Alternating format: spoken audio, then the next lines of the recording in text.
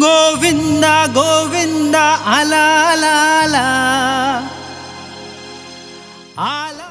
आपल्याबरोबर जय जवानची सुधीर जी आहेत. सुधीर जी तुमचं स्वागत आहे आमच्या यूट्यूब चॅनलवर. पहिला प्रश्न तुम्हाला असा विचारीन की 2026च्या सरावाची तयारी कशी सुरू आहे तुमची? पहिलं तर सगळ्यांना जय महाराष्ट्र आणि सगळ्यांना नमस्कार. आपण आमच्या जय जवानच्या मैदानात ग्राउंडला राहिल्याबद्दल आपलं पण स्वागत. आपल्या यूट्यूब चॅनलचं पण स्वागत. आणि ह्यावर्षी आमची तयारी ही जर सरांनी तुम्हाला सांगितली असेल, एक अनोखा टप्पा तुम्हाला बघायला मिळेल. त्यानुसार आमची प्रॅक्टिस चालू आहे.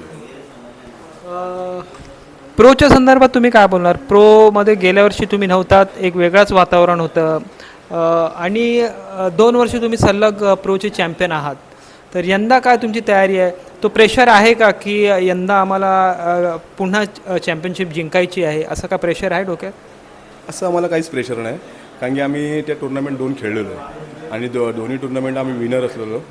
आमचं गेल्या वर्षीच आमची हॅट्रिक होणार होती, पण काही कारणास्तव आम्हाला तिथे भाग नाही मिळाला.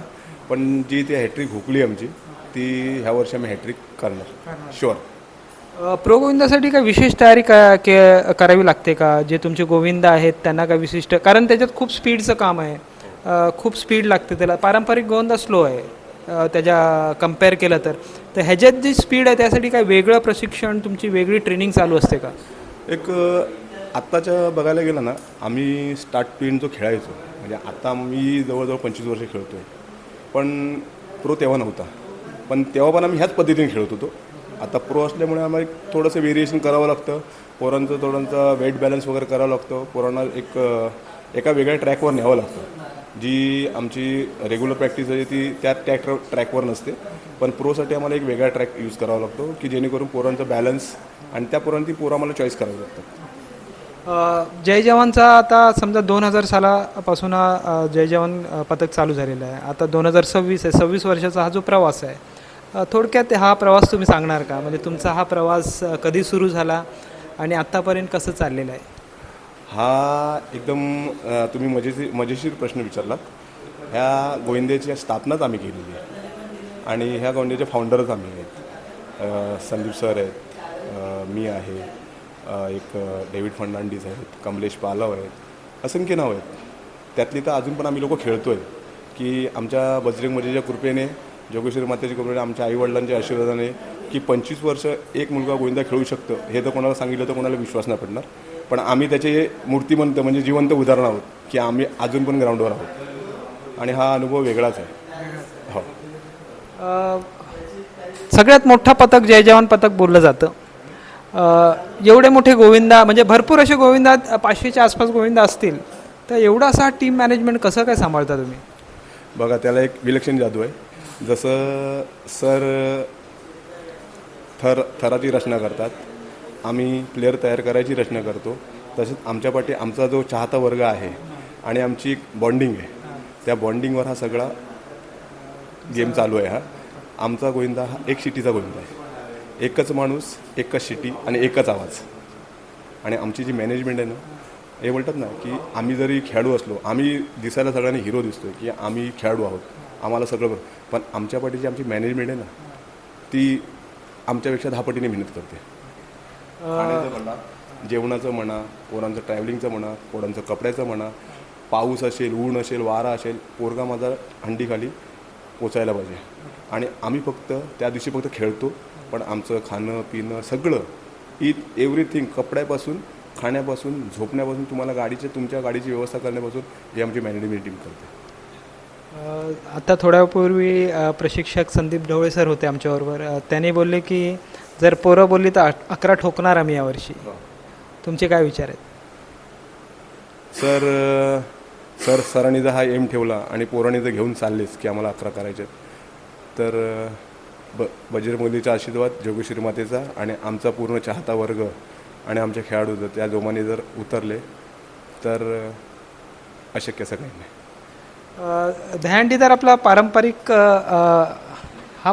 खेळच बोलू शकतो आपण दहीहंडीला. पण जो प्रेक्षक वर्गाला खेचण्याचं काम केलं आहे ते जय जवान गोविंदा पथकाने. तर जय जवान गोविंदा पथक दरवर्षी काही ना काही ते नवीन रेकॉर्ड करतोच. आणि तुम्ही बोलात यंदा 11चा रेकॉर्ड सरांनी जसं बोललं त्या हिशोबाने होण्याचे चान्सेस आहेत. तर तुम्ही खरंच या 11च्या रेकॉर्डला काय स्पर्धा म्हणून बघता की खरोखरच एक अचिव्हमेंट आहे तुमची, म्हणजे तुम्ही हे करू शकता असं वाटतं तुम्हाला ना? ही आम्ही स्पर्धा हा आम्ही पहिल्यापासून कधी हा विषय मांडलाच नाही. आणि आमची स्पर्धा ही आमच्याची आहे. आम्ही कोणाची स्पर्धा कधी केली नाही आणि कधी करणार नाही, कारण की आम्हाला शिकवणच ती आहे. आम्ही मोठे झालो, आम्ही मोठे करणार. आज आम्ही आपल्या मंडळाचं नाव करतो आहे, आज आपल्या महाराष्ट्राचं नाव करतो आहे. उद्या कदाचित जर आमचे 11 लागले तर आम्ही देशाचं प्रतिनिधित्व करणार, एवढं नक्की. स्पॅनिश स्टाईलबद्दल तुम्ही काय बोलणार? भरपूर दांडी पथक स्पॅनिश स्टाईल ट्राय करतात, तुम्हीही करता, जय जवान गोविंदा पथकही करतोय. तर पुढे काय याचं भविष्य आहे का स्पॅनिश स्टाईलचं इंडियामध्ये? भरपूर आहे.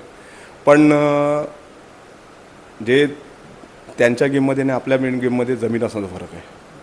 त्यांचे अचिव्हमेंट वेगळे आहे, त्यांचे क्लब्स आहेत, आपल्या इथे क्लब्स नाहीत.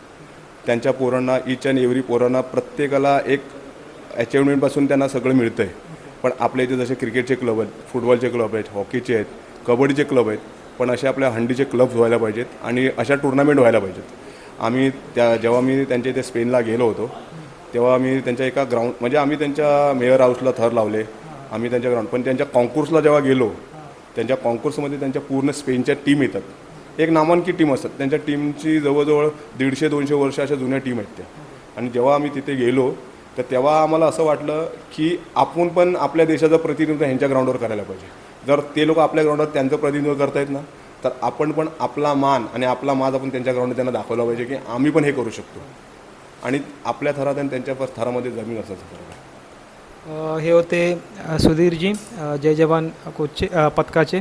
हार्दिक हार्दिक शुभेच्छा त्यांना 2026चे जे त्यांचे काय उपलब्धी असतील यावर्षी 11 आणि प्रोमध्ये 3ऱ्या वेळा चॅम्पियन होण्याची.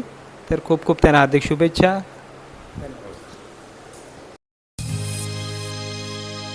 गोविंदा गोविंदा आला आला आला